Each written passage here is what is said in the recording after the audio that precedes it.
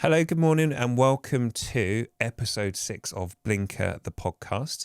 In the podcast, we just try and tackle some of the top subjects, some of the topics that come up for small businesses, primarily focused around hiring, people, recruitment, and anything that aligns to that. And today, we're talking about talent partners and the role that they can play within any business, small, medium, or large. And there is someone in our company who is much better placed than I am to really help tell that story and unpick some of the good bits and the bad bits of talent partnering and how that can really be effective. So I'm delighted to be joined by Liv. Hello. Olivia Baines, who is a customer success manager and talent partner at Blnker. Thank you for having me. That's okay. So Liv, do you want to give a bit of an intro on yourself, what you do for the business? Yeah, sure. So I realised on the way down, I've been in recruitment now for about 7 years, which has just completely flown by. And I'm going to say what everyone says when they're in recruitment, that I fell into it, but Yeah, don't always, they? Always. But I kind of did. I started my career in sales and I found that I really liked the people element of it. So thought recruitment is probably great because it is a people business, and worked in agency recruitment for about a year. And in that, it was a really good experience. I mean, I definitely sort of had a full pelt experience of the first year into recruitment. It was very much like, whoa, this is not really what I thought it was going to be like. But I really enjoyed it, got some really valuable skills, but I always felt like I wasn't doing recruitment the way that I wanted to do recruitment. It kind of felt a lot like it was just you fill the role and then you're done, on to the next. And I felt like there probably could and should be a bit more to recruitment and making sure you're doing right by the candidate, you're getting the right person for the business, getting more embedded really. So after that did quite a lot of internal stuff, just purely in-house, which again was a great experience. And now I'm here, which I feel like is quite a nice hybrid of both. I think it's quite interesting when we talk about the falling into recruitment. Yeah. I said it, and there's loads of people do it. Generally, I find people come from a sales background, and then that transitions in recruitment and agency recruitment quite well. Yeah. And typically it's because you want to be more people focused.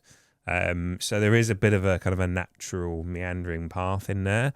But at the same time, that agency recruitment model, I've said it on other podcasts, has a value. Yeah. But it's very much a metrics, sales-led environment, which is why people come out of those sales environments. And then, like myself, you've done a similar journey going to that talent partnering. So could you help to kind of explain the key difference between the kind of classic recruitment agency model and approach compared to talent partnering? Because I think you and I live this world, but a lot of small business owners especially, this is new. This is new stuff. They might be hiring for the first time. They might see recruitment as one big pot and it's, there's a lot of similarities, which there are, but there's some real key differences. Yeah. So it'd be great just to get your view, having lived both sides of it. What are the key differences and how do they work differently for the clients? Yeah, sure. That's a good question, actually. I think the main difference for me is that when you're working with a talent partner opposed to an agency recruiter, the talent partner's looking at the overall hiring strategy for the business. It's not just, they're not just looking at that one role that they want to fill. And then, you might not hear from them again for a while until you're hiring again. They're looking at, okay, what does this hire mean for your business? Where does it fit in? What other hires are you looking for? What's your plan? Are you growing? What your process is like, your employer brand. It's kind of looking at the bigger picture stuff opposed to just looking at the one singular role for a fee. Yeah. No, I think you're right. And I think one analogy for me is like driving a car. If you only need a car once or twice a year, you're not going to own a car all year, or you're not even going to lease a car. You're going to rent a car for a couple of days a weekend, like going on holiday or, going a trip in the UK. Whereas actually, if you need to drive more regularly, you're going to solve that problem with the right solution and look at the tool around that. It's quite a simplistic view, but I think I've come to understand that, again, a lot of people don't live and breathe recruitment all the time because they don't need to. So you have to kind of put it in a perspective where you can translate and understand what that is, because it is a really different solution. And for some businesses, working recruitment agency, if you have one role every year or every 2 years, great. Yeah. It's the absolute right thing to do. It's a really cost-effective solution. If you get the right recruiter, they can do a really good job. But the trade-off is they're looking at that singular event, not your overall business, and how that hiring strategy has massive impact on your company. Yeah, absolutely. Cool. So taking that a little bit further then, talk about, you've stepped from recruitment agencies into, embedded talent partnering within larger businesses. And now we've built this hybrid model, right? Yeah. And again, I think there's some explaining to do around that. So talk about your role now, how you work with clients. So it's very much having an in-depth conversation about the role, because I think job descriptions, generally, they are written by someone in the business that knows the role, they know the team, they know the setup, they know where the role fits in with the business. But if you're the person like myself that's actively marketing that role and potentially going out to find candidates for that role, you really need to get that bigger picture understanding. It's a lot more than just the job description, I think. So always have an in-depth conversation about the business, where the role fits in, what those important things are about the person that's coming in to do that role, and the key experience they need.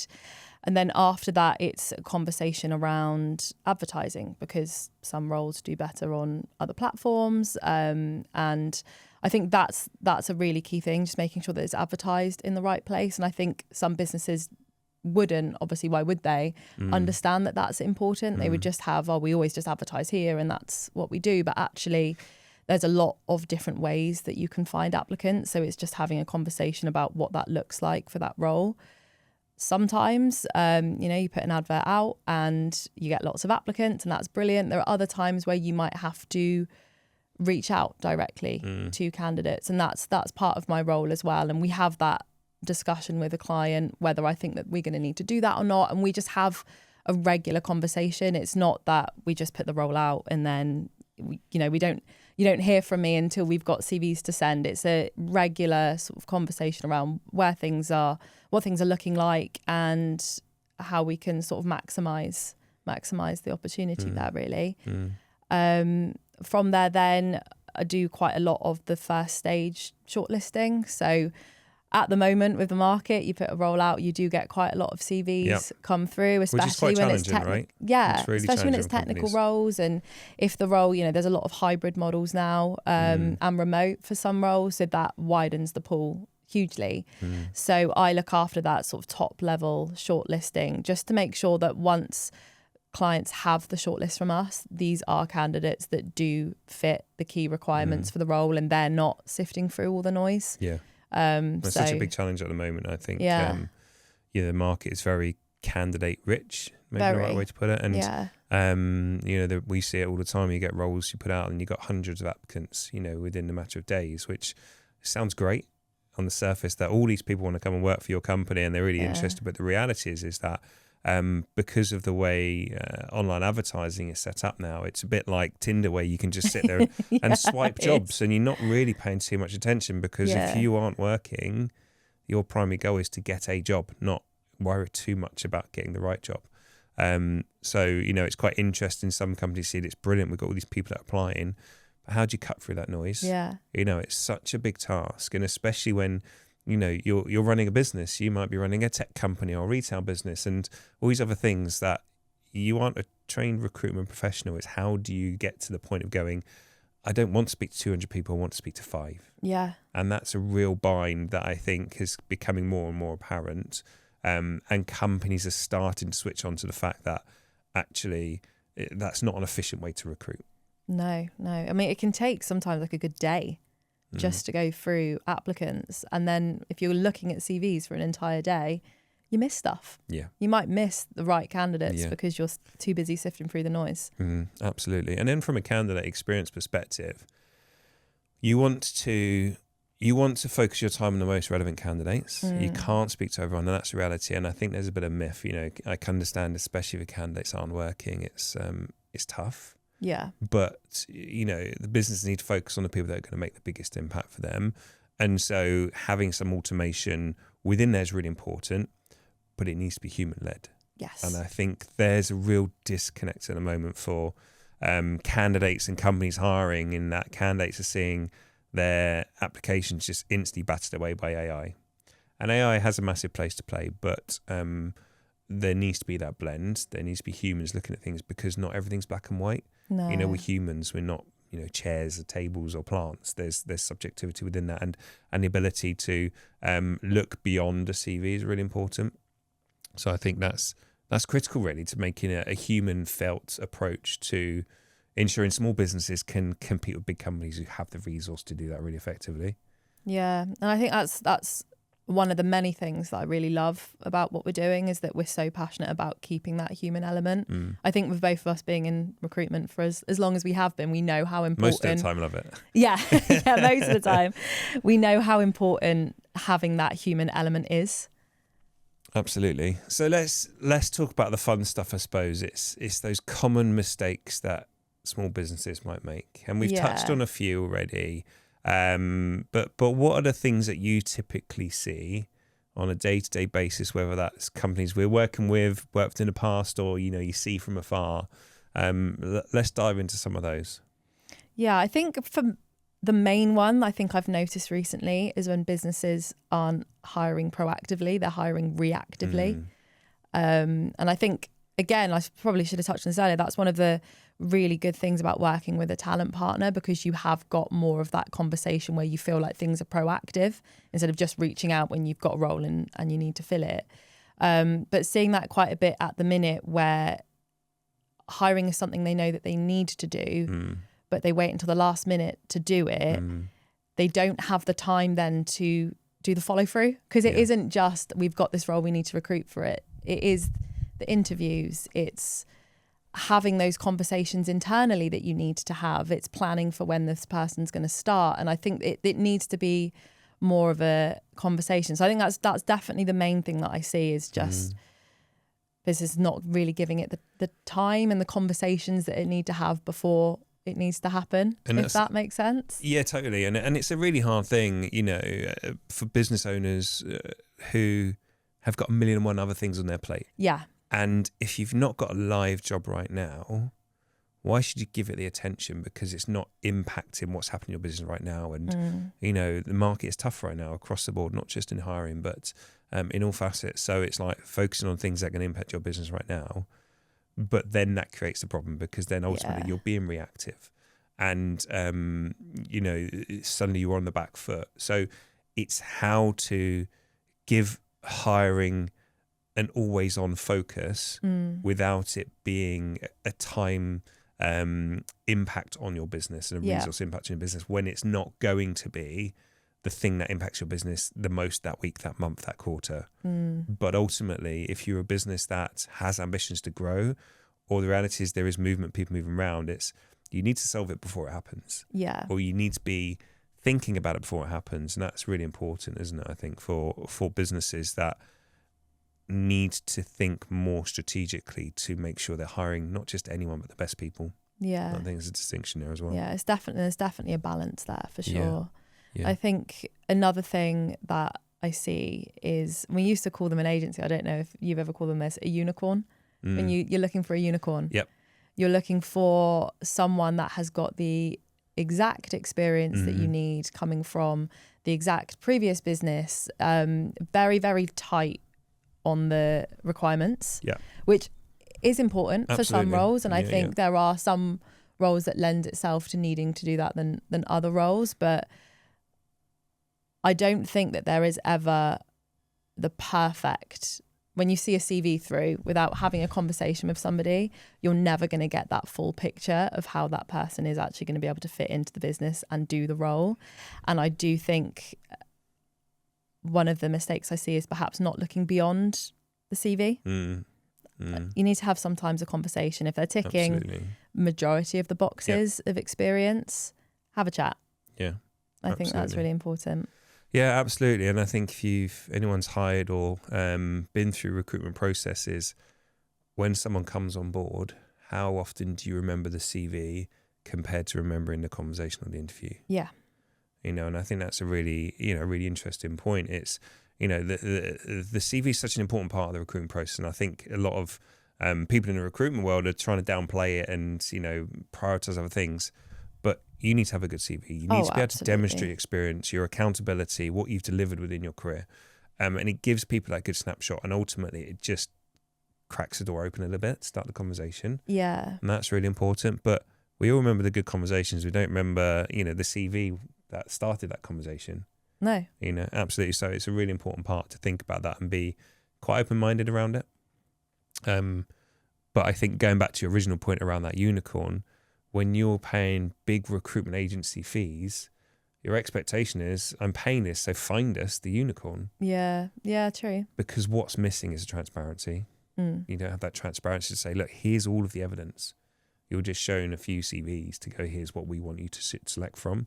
So again, I think there's a distinction between talent partnering and recruitment agency relationships. Is one, there is quite a chunky fee related to you going to find that expert person, to the other one going, actually, we're going to advise and consult on, here's the reality. Yeah. You want to be more honest because you want that business to move forwards, not that you're trying to downplay and expect them to take a lesser candidate, but be realistic in what they can expect and manufacture the situation that is best for all parties so that they can hire the best person available to them. Yeah, absolutely. I think when you're a talent partner, you definitely have the business and what's best for the business more at the centre of what you're doing, opposed to perhaps what's best for you. Yeah.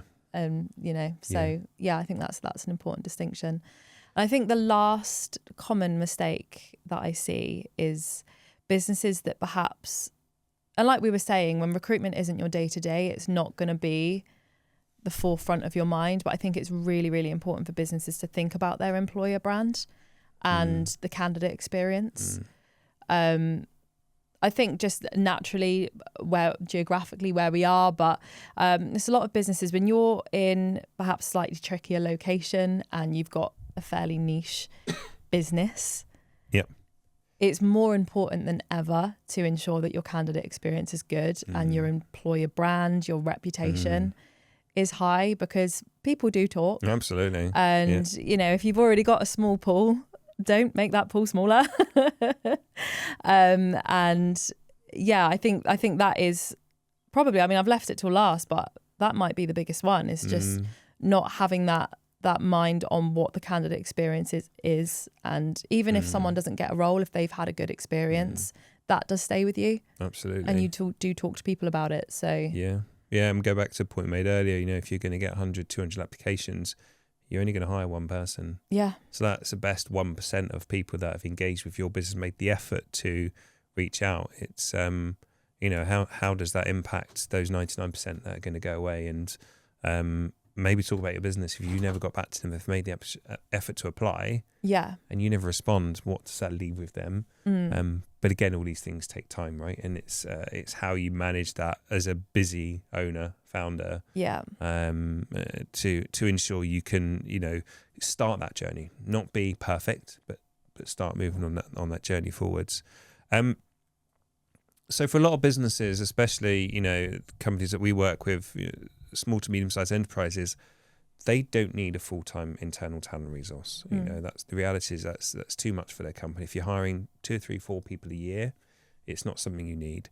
And pardon the plug, but that's why we created Blnker, to give businesses that access they need for the amount of time they need it, for the investment they can afford, and make it really accessible.